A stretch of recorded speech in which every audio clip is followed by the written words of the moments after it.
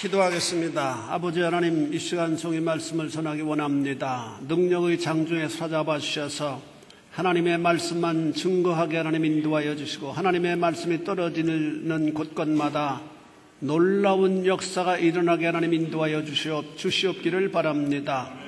회복의 역사, 변화의 역사, 새로운 도전의 역사가 일어나게 하나님 인도하여 주옵소서. 지금 병상에 있는 심령이 있습니다. 그를 우리 하나님 피부는 손 안수하여 주셔서 병상에서 놓여 건강을 회복하게 하나님 인도하여 주시고, 또 아버지는 휴가를 떠나 있는 심령들이 있습니다. 잘 돌아올 수 있도록 하나님 인도하여 주시고, 또 고국을 방문 중에 있는 심령들도 있습니다. 그들을 지키시고 권고하여 주옵시기를 바랍니다. 또 이 뜨거운 여름에 아르바이트하는 심령들도 있습니다. 그들의 건강을 지켜 주옵소서. 이 시간 종의 말씀을 전할 때 주의 능력이 동행하게 하나님 인도하여 주셔서 이 말씀에 놀라운 역사가 일어나게 하나님 인도하여 주시고, 아버지 하나님의 말씀에 반응하고 말씀을 실행할 수 있는 놀라운 역사 일어날 수 있도록 주님 도와주옵소서. 예수님 거룩하신 이름 받들어 기도 올리옵나이다. 아멘. 이 어떤 자기의 바운다리에서 탈출한다고 하는 것은 참 아름다운 일이라고 생각합니다. 작가 최인호 씨가 있는데 아마 여러분들 다 잘 아시라고 생각합니다. 그는 아주 특별한 재능을 가진 신분인데, 고등학교 때 일간신문의 신춘문에 당선이 되었는데, 당선 통보를 받고, 그때 당시는 고등학교 학생들 다 머리를 박박 깎았으니까 심사위원들은 그래도 이 신춘문에 당선된 사람이 어느 정도 한 30대 정도는 되는 줄 그렇게 생각하고 그 당선자를 기다렸는데, 빡빡머리가 고등학교 교복을 입고 빡빡머리를 깎은 사람이 오니까 너무 크게 당황을 했다고 합니다. 어떻게 이렇게 고등학교 학생이 이런 소설을 쓸 수 있을까 해서 심사위원들이 구수회의를 하고, 고등학교 학생들은 본래 이게 응모를 하지 못하도록 되어 있었던 것 같아요. 그래서 당선을 번복하고, 그 다음 대학생이 된 뒤에 또다시 최인호 씨가 도전해서 등단을 했다고 하는 아주 재능이 특별한 그런 작가입니다. 그는 많은 소설을 쓴 한국의 아마 유명 작가 중에 한 사람이 아니겠나 그렇게 생각이 됩니다. 그는 이제까지 그분과 저와 나이가 비슷하더라고요. 같더라고요. 이제까지 한 번도 병원 신세를 지지 않았다고 합니다. 좀 모자란 사람들이, 한쪽에 좀 빈 사람들이 병원에 가는 것은 아닌가 그렇게 여길 정도로 건강에 자신을 가지고 지금까지 살아왔던 그런 자신이었다고 고백을 합니다. 그런 그가 참 원치 않았는데 침샘암에 걸려서, 아주 희귀한 병이라고 그래요. 3년 동안을 얼마나 스스로 자학하면서 연민에 빠져서 은둔 생활을 해오고 있는지 모른답니다. 한 번도 사람 앞에 나서지 아니하고 자기 어떤 자존심이 180도 바뀌어지는 그런 상황을 맞이했기 때문에, 사람을 만나고 싶지 않은 그런 생각 때문에 완전히 사람들을 만나지 않냐고 아주 은둔 생활을 3년 동안 해왔다고 그래요. 그는 병과 싸우면서 수많은 주변 사람들을 보았다고 합니다. 참 안타까운 사연들도 너무 많이 보았고, 그런데 이 병든 사람들이 한 가지로 다 완전히 스스로의 감옥에 갇혀서 빠져나가지 못하면서 말할 수 없는 그 어떤 자학하면서 연민하면서 살아가는 모습을 보고 스스로 그런 삶을 쫓아가고 있었고, 그래서 그런 삶을 살아가면서 그분이 늦게 캐톨릭에 기의해서 용서를 받았다고 하는데, 그 성경의 말씀을 상고해 보면서 주님께서 죽어 장사 지낸 바 된 나사로의 무덤을 찾아가셔서 나사로야 나오라 라고 하신 장면을 아주 많이 묵상을 했다고 합니다.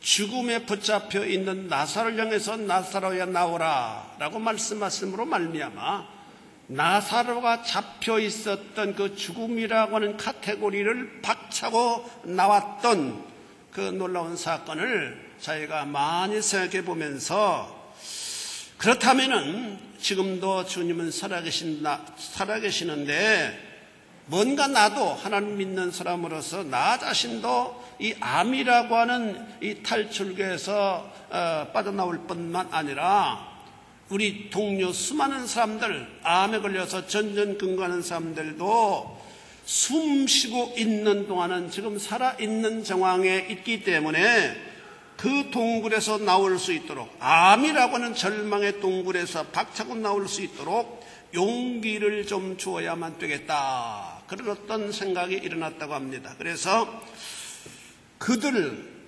자신만의 동굴에 갇혀 시체처럼 냄새를 풍기는 그 절망적인 사람들에게 뭔가 당신도 살아있다, 당신도 나올 수 있다라고 하는 사실을 말하고 싶었기 때문에 엄청나게 힘든 그런 자기와의 싸우면서 한 달간을 소설을 썼다고 합니다. 그냥 너무 힘들어가지고 그 골무를 끼고 이런 식으로 하면서 즉 그 소설의 주제는 나오세요, 병상에서 일어나세요, 탈출하세요, 이런 각오를 가지고 한 달간 죽을 힘을 다해 쓴 장편 소설이 낯익은 타인들의 도시라고 합니다. 제가 한번 읽어보지 못했는데 여러분 한국에 방문하실 기회 있으면 한 권 사가지고 와보시기 바랍니다.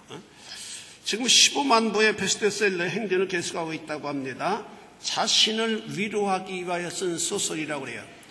그렇습니다. 우리는 내가 만든 나만의 동굴에 갇혀서 스스로 연민하면서 열등의식을 스스로 가꾸면서 살고 있는 우리는 아닌지 우리 자신을 한번 냉정하게 살펴볼 필요가 있다고 생각이 됩니다. 버나드 쇼의 묘비명은 이렇다고 합니다. 우물쭈물하다가 내 이럴 줄 알았다. 우리는 어떻게 내일도 오늘처럼 있을 거야 라고 하는 잘못된 자만감 때문에 내일을 맞이하지 못하는 경우도 얼마나 많이 있을까.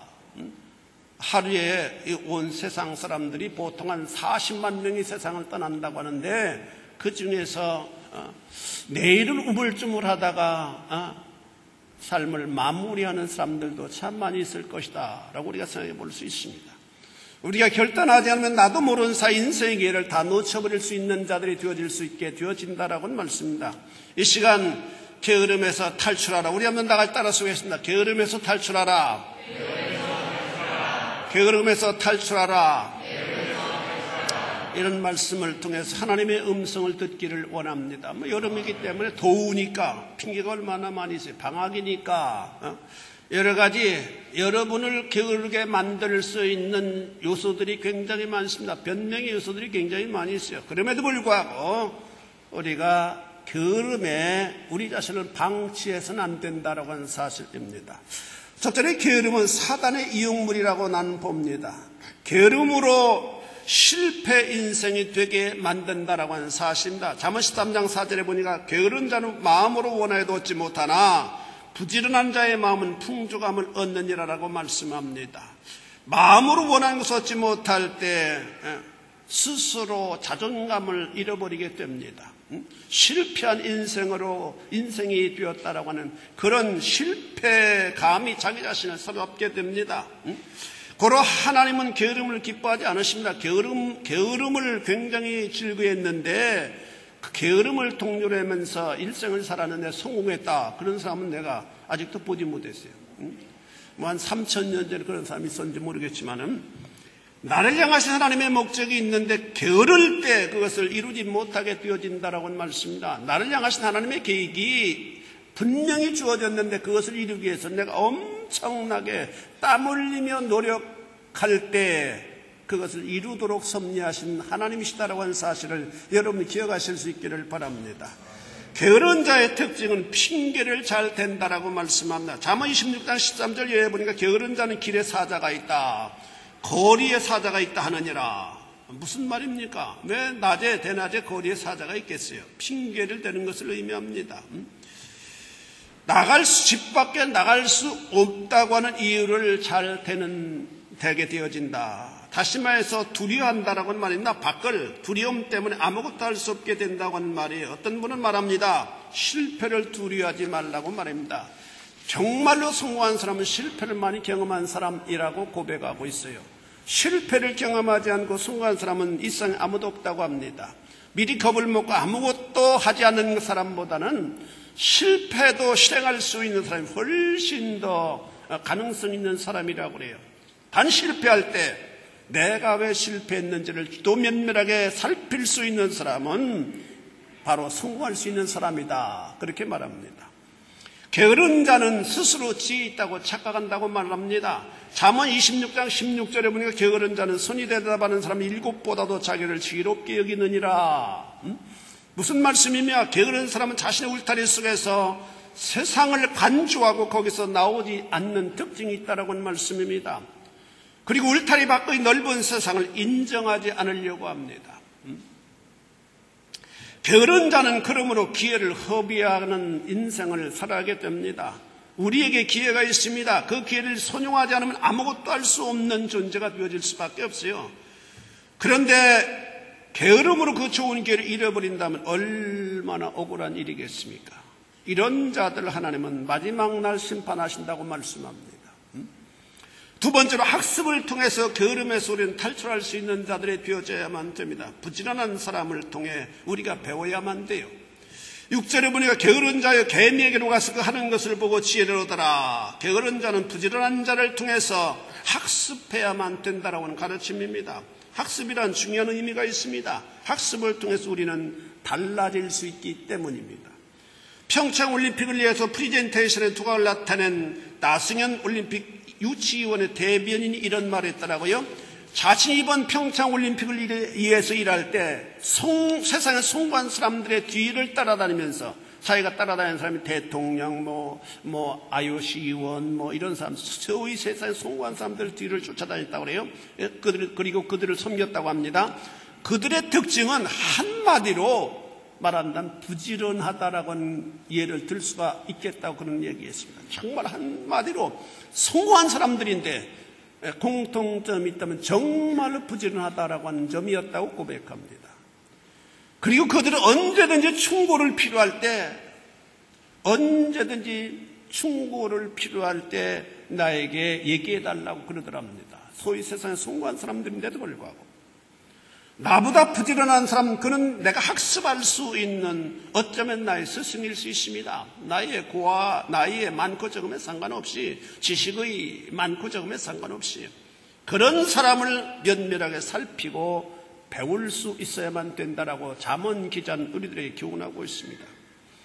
부지런한 사람은 기회를 잘 포착하는 사람입니다. 7절에 보니까 개미는 두려움도 없고 간역자도 없고 주권자도 없을 때 먹을 것을 여름 동안에 예비하며 추수 때 양식을 모으느니라라고 말씀합니다. 개미에게는 자신을 부리는 사람이나 감독자가 없습니다. 어떤 의미에서 여러분의 이치를 의미할 수 있다라고 난 봅니다. 부모님이 여러분들 옆에 계시지 않으니까 공부해라 아니면 부지런해라 말할 뿐이 없어요. 만고 땡일 수 있습니다. 그러게 마음먹게 달렸습니다. 12시까지 잠을 잘 수도 있고 아니면 7시에 일어날 수도 있고 마음대로 할 수 있잖아요. 밤새도록 텔레비전 볼 수도 있고 그러지는 그런 분이 없으리라고 생각합니다. 얼굴 보니까 그런 분 얼굴이 누렇게 떠야 되는데 아마 그런 분이 없는 거 보니까, 윤기가 나는 거 보니까 제때 잠을 자고 제때 일어나시는 분들 같습니다. 여러분, 선택은 여러분의 몫입니다. 그러나 이때 여러분들이 집중하지 않으면 평생 후회할 수 있는 자들이 되어질 수 있다라고 하는 사실을 여러분 기억하실 수 있기를 바랍니다. 그런데 개미는 먹을 것을 여름 동안에 예비하며 추수 때 양식을 모은다고 말씀합니다. 무슨 말씀입니까? 기회를 놓치지 않는다라고 하는 의미입니다. 겨울이 온다고 하는 사실을 피부로 느끼고 있습니다. 인생의 겨울은 반드시 찾아오도록 되어 있습니다. 나이가 먹음으로 말미암아 인생의 겨울을 맞는 경우도 있고 아니면 사고를 통해서 젊은 나이에 인생의 겨울을 살아가는 사람들도 있을 수 있습니다. 그런 사람들이 얼마나 많이 있어요. 농사의 법칙이 있습니다. 농사의 법칙이 뭐예요? 제때 씨를 뿌려야 되고 좋은 알갱이를 모아서 제때 씨를 뿌려야 되고 제때 김을 매줘야 되고 제때 비료를 줘야 되고 제때 수확을 해야만 됩니다. 때를 놓치면 절대로 수확할 수 없습니다. 제가 로마 주변을 보니까 아직도 수확하지 않은 밀들이 그냥 완전히 막 으스러질 수 있을 정도로 써 있더라고요.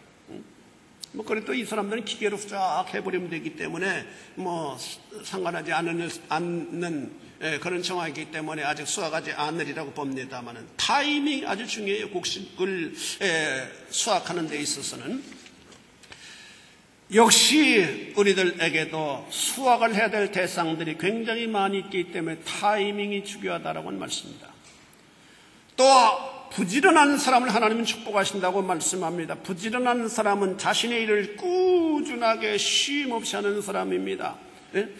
꾸준하게 자신의 일을 경하는 사람을 하나님은 축복하여 주십니다. 요즘 대학생들이 자기 자신의 스펙을 위해서는 굉장히 노력을 하는데 일단 직장에 들어가면은 아주 그냥 만구 땡같이 그렇게 살아가는 사람들이 많다고 하면 그래 발전이 없다고 그래요. 여기 아프니까 청춘이다라고 하는 그 책이 굉장히 베스트셀러라고 그래서 내가 사람들에게 우리 아는 사람에게 올 때 좀 꼭 좀 사서 당신 읽고 좀 나한테 주고 가라고 했더니 가지고 왔어요. 김난도 교수는 이런 얘기가 있더라고요. 서울대 교수인데 이분도 사법고시 2번이나 떨어져. 자기는 사법고시가 자기 취미도 안 맞는데도 불구하고 부모님의 간청 때문에 서울법대 다니면 무조건 사법고시 하는 줄 부모님들은 그렇게 하니까 2번 떨어지고 내가 가는 길이 아니다 생각해서 대학원을 가가지고 유학도 갔다가 교수가 됐다. 서울대 교수가 됐다. 그런 얘기를 하더라고요. 그래서 사람들이 한 번 빠졌다가 중독이 걸리는 것 중에서 3가지가 있다고 하더라고요. 하나는 노름이고, 파도 치는 거 이런 거. 또 한 가지 마약 중독. 3번째는 고시공부라 합니다. 고시공부. 한 번 들어가게 되면 중독이 돼가지고 나오지는 못한대요. 그래서 자기 선배들은 15년 동안 고시원에서 그냥 나오지 못하고 얼굴이 누렇게 떠가지고 있는 사람들이 굉장히 많다고 그래요. 그래서 자기는 감사하게도 딱 2번 실패하고 빠져나왔기 때문에 자기는 정말 럭키한 사람이라고 그렇게 얘기를 하더라고요. 그는 서울대 대학원에 다닐 때 서울대 행정대학원에서 운영하는 국가정책과정이라고 하는 최고 경영자 과정의 운영 조교를 했다고 그래요. 이 과정은 우리나라에서 가장 역사 있고 권위도 높아 항상 성공한 사람들로 북적대는 곳이라고 합니다. 이 과정의 입학자는 국회의원 아니면 정부 및 각 기관의 상급 이상 공무원, 각 군의 장군, 정부 투자기관의 장 및 임원, 언론기관의 고위 간부, 사기업체 장 및 임원, 사회단체 지도자, 기타 이에 준하는 직위에 있는 자, 소위 성공했다고 하는 사람들이 아주 모두가 다 모여드는 그런 곳이라고 합니다. 그런데 거기에서 조교로 수많은 사람들의 지원서를 정리하면서 굉장히 크게 놀란 점이 있다고 합니다. 소위 거기에 지원하는 사람들 가운데 학력을 보니까 소위 SKY라고 하는 명문대 출신 거의 찾아볼 수 없었다고 합니다. 명문대 출신이 아니더라도 스펙이 좋지 않다 하더라도 한 길을 부지런하고 꾸준하게 가는 사람들이 놀라운 성취를 이루게 되더라고 하는 말입니다. 잘은 모르지만은 현대 정주영 그분이 서울대 어디 명문대 SKY 출신 아니잖아요.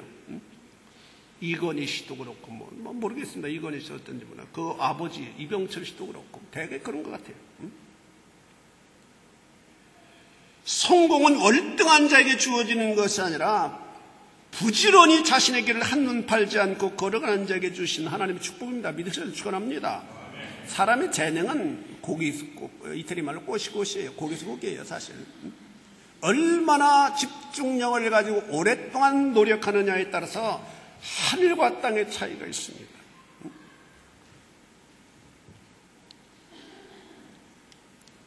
두 번째로, 여러분 듣기가 좀 싫은 얘기를 제가 하겠습니다. 새벽 기도를 체제로 하여 게으름에서 탈출하라. 우리 한나라가 따라서 새벽 기도를 체제로 하여 게으름에서 탈출하라. 여러분 새벽 기도는 굉장히 성공의 이르게 만드는 지름길이 되어진다고 하는 사실을 기억하실 수 있기를 바랍니다. 성공한 사람들의 새벽 기도입니다. 주님도 새벽 기도를 즐겨하셨어요. 마가복음 1장 35절에 보니까 새벽 5일여 미명에 예수께서 일어나 나가 한적한 곳으로 가서 거기서 기도하셨다라고 말씀합니다. 주님은 기도하실 필요가 없는 분이셨습니다. 본체 성자 하나님 되신 분이셨기 때문입니다. 그런데도 불구하고 그가 다른 기도 편히 할 수 있는 시간대도 많이 있을 텐데 다 거두절미하시고 새벽에 조용한 시간에 잠을 좀 들자면서 일어나서 한적한 곳으로 가서 하나님과 1대1의 관계를 형성하여 기도하셨다. 주님이 그렇게 기도하셨다면 우리는 얼마나 더 많이 기도해야 되겠어요. 우리의 신앙생활은 철저하게 주님을 통해서 학습할 수 있는 자들이 되어져야만 됩니다. 그런데 주님께서는 새벽을 깨우신 분이셨어요. 주님은 본체에서 하나님의 아들이요 성자 하나님이셨습니다. 그런 분이 새벽에 기도하셨다면은 우리네야말로 얼마나 새벽에 기도해야 되는가라고 하는 사실을 우리가 교훈받아야만 됩니다. 우리같이 유혹에 쉽게 노출되어지는 삶을 살아가는 사람들, 우리같이 쉽게 절망하고 좌절할 수밖에 없는 성품의 사람들이야말로 얼마나 하나님 앞에 엎드려 기도해야만 되겠는가. 제가 수년 전에 미국에 갔다가 어느 교회에 갔다가 한국인으로서 성공한 분의 간증을 들었습니다. 그분은 외대인가 어디 나오신 분인데 미국에 맨줌으로 갔대요. 맨줌으로 가가지고 미국에서 자기가 그 드넓은 미국에 자기가 발을 붙여보니까 얼마나 자기가 작은 존재이고 얼마나 형편없는 열등의식을 느낄 수밖에 없는 존재라고 하는 사실을 제가 얼마나 피부로 많이 깨닫게 되었겠어요.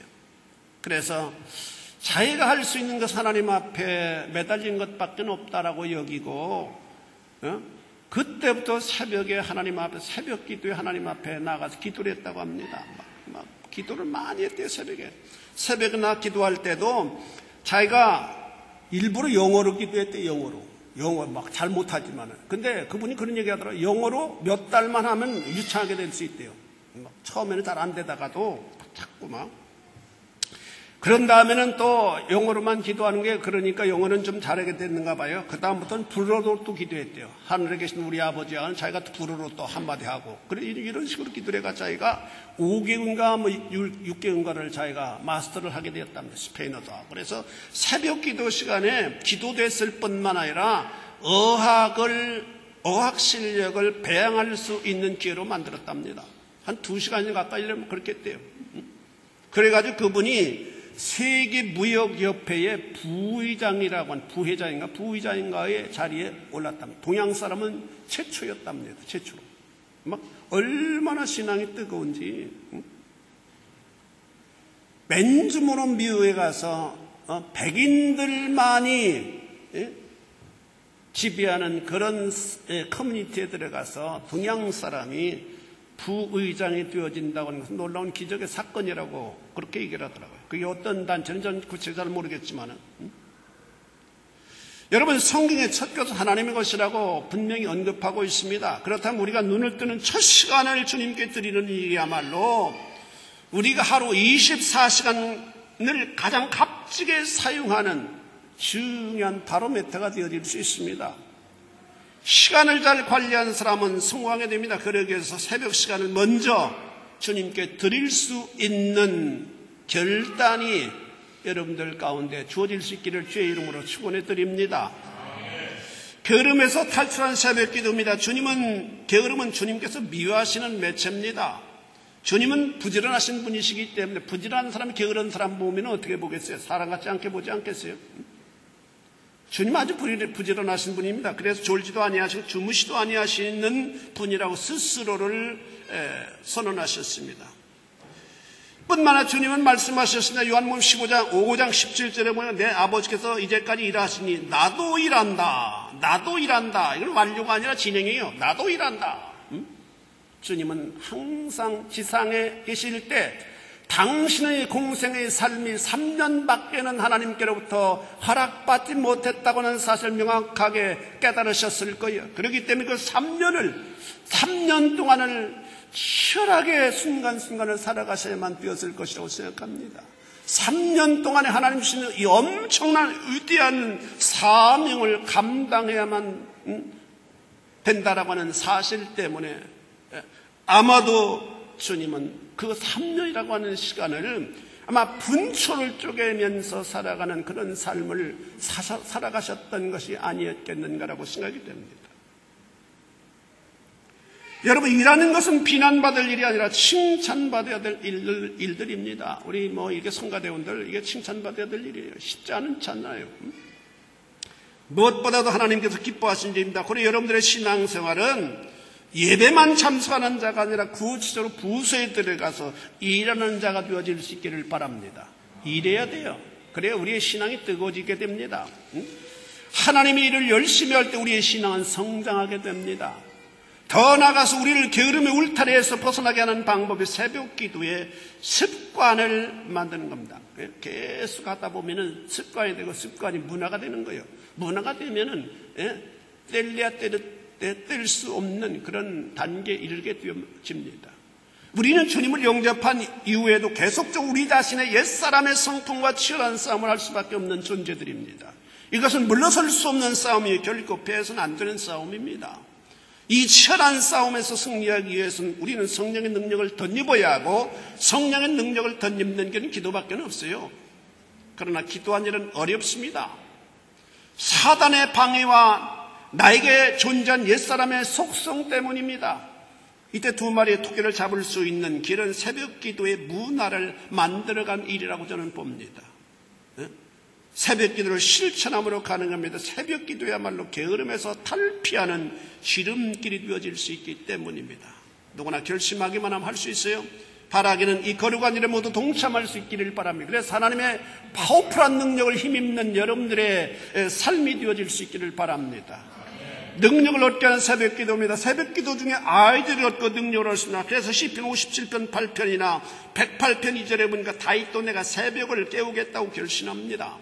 이건 새벽에 기도하겠다고 의적 결단을 뜻합니다. 시편 46편 5절에 보니까 새벽에 하나님이 도우시리로다.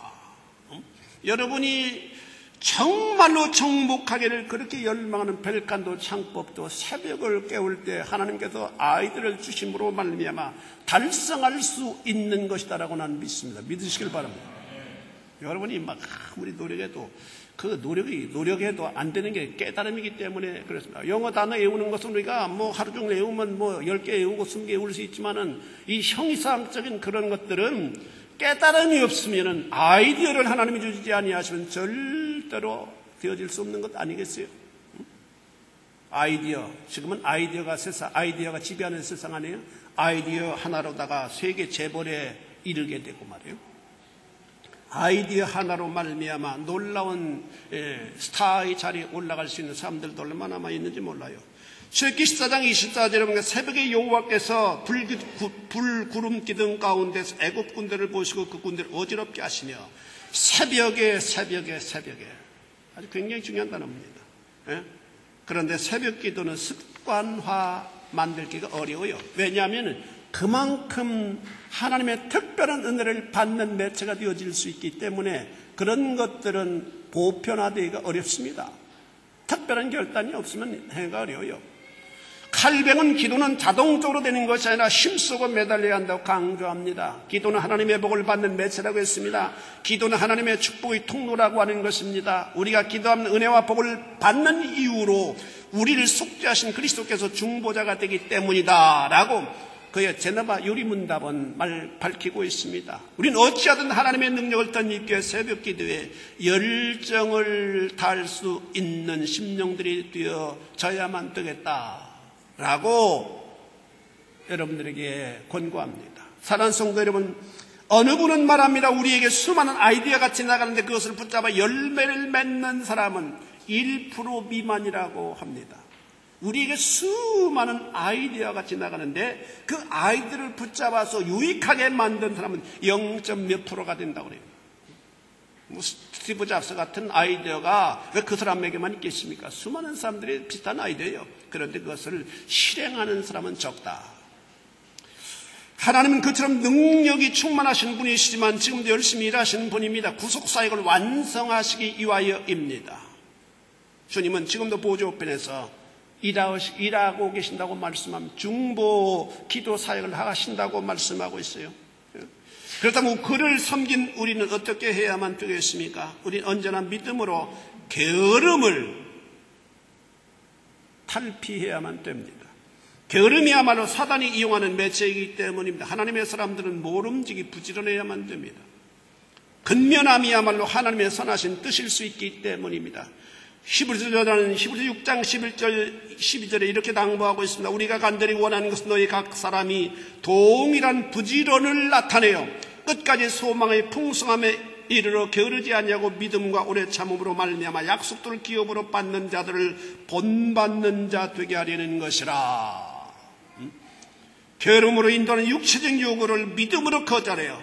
하나님께 귀하게 쓰임받는 용사들이 되어질 수 있기를 주님의 이름으로 축원해 드립니다. 주님의 이름으로 축원해 드립니다.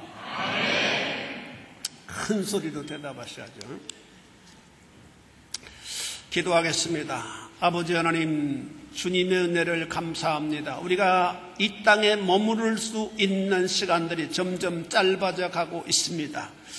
아버지 하나님, 우리가 이 땅에서 삶을 마무리할 때 우린 영화로움을 덧입고 주님 앞에 서야만 될 터인데, 그때 내가 이렇게 주님의 말씀을 우리가 본받아 내가 이런 일을 이렇게 열심히 했습니다. 내가 정말 부지런하게 살았습니다.